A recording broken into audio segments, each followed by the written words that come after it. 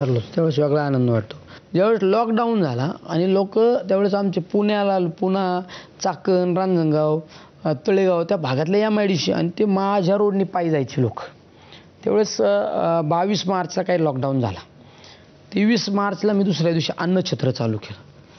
अन्नछत्र चालू आमचं कोविड सेंटरचं काम तुम्ही नंतर प्रकाश झोतात पाहिलं, त्याच्यापेक्षा 4 पट काम आम्ही लॉकडाऊनच्या काळात केलं. त्यावेळेस मी अन्नछत्र चालू केलं. म्हणजे सुप्यात आमचं प्रत्येक रोडवर अन्नछत्र चालू केलं. 24 घंटे उभं राहिलो मी तिथं. मी त्यावेळेस एकच ठरवलं होतं, मी राज्यातील लोकांच्या त्या ठिकाणी अश्रू पुसू शकत नाही, राज्यातील लोकांना मी मदत करू शकत नाही, पण माझ्या मतदारसंघात कोणी उपाशी झोपणार नाही त्याची जबाबदारी मी घेणार. म्हणजे पायी जाणारा माणूस. त्यावेळेस पायी जाणाऱ्या लोकांना अन्नछत्र चालू केले. निवारागृह तर इतके चांगले निवारागृह बनवले, महिलांसाठी वेगळे, लहान लहान मुलांसाठी बनवले. आणि पायी चालून चालून लोकांच्या पायात चप्पल नव्हती.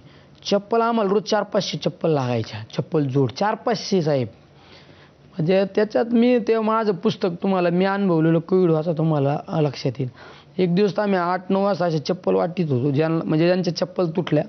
एक लहान पोरगं मला म्हणलं मला बूट द्या राव.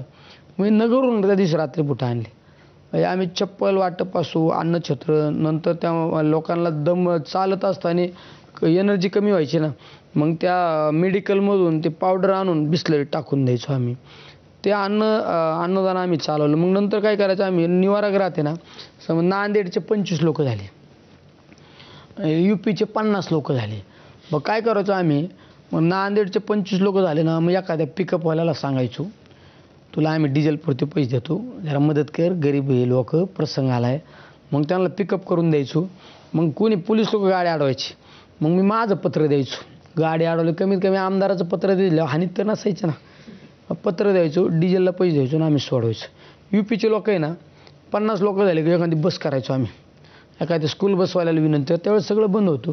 मग असे आम्ही खाऊ पिऊ घातले, नेऊन सोडले. लोक आहे ना मला आज पण आठवते, ज्यावेळेस आम्ही लोक बसून द्यायचो ना, आपण नाही का लहान असताना आपण एखाद्या लग्नात वराडी म्हणून गेल्यानंतर टेम्पो जायचो, ट्रकमध्ये जायचो आणि नवरी वाटं लावले होते, नवरीचे लोक तिथं मंडपमध्ये उभं राहायचो आणि वराडाच्या गाड्या जवळ दिसत आहेत ना तोवर हात करायचे.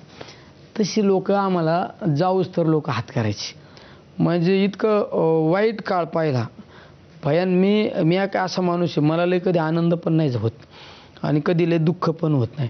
पण त्या कोविडच्या कालखंडामध्ये ना मी दिवसात बरं का, दिवसात 4 वेळा रडलो असून, 4 वेळा माझ्या डोळ्यातून पाणी आलं असून, इतक्या वेदनादायक घटना पाहिल्या ना, मी आज पण त्या घटना विसरत नाही. कोविडमध्ये मी पहिल्या दिवसापासून जे काम केलं ना, लॉकडाऊनपासून, मला एक माहीत होतं. मी लय अभ्यास केला होता कोविडवर. मी त्याचा असा स्टडी केला होता ना का कोविड हा घाबरून लोक मेलेत, भीतीमुळे लोक मेलेत. मग आता त्याला काउंटर काय करायचं, गोळ्या औषधांनी इंजेक्शन हे समाधानी, पण त्याला काउंटर काय करायचं, लोकांची भीती घालवायची. भीती घालवायची म्हणलं मग मी काय करायचं, भीती घालवायची म्हणलं आपण पुढं गाडून घ्यावं लागायचं ना. मग मी मास्क बीस नव्हतो वापरत.